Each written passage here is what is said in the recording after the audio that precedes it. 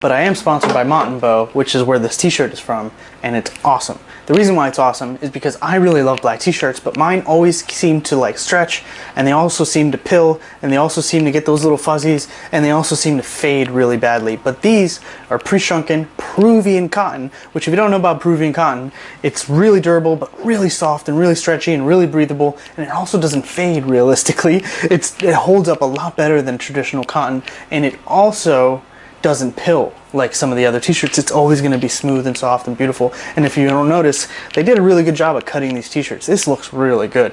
A lot better than some of those like 5-pack t-shirts that you find at, you know, they come in a bag and there's 5 of them or 4 of them, whatever, multi-pack t-shirts that you find at the store. So there's going to be a link below. Check them out. I really like their tees. Peruvian cotton's like really fantastic. Wait till you try it. Do yourself a favor. It's worth the dollars. And honestly, it's a good bang for your buck because you're going to get longevity out of it, you're going to get more uses out of it, you're going to get more wear, and it's going to look good for longer. So you're not going to look like you've been wearing some old t-shirt from 30-40 years ago. Especially if you like dark colors like I do, they seem to hold up a lot better. So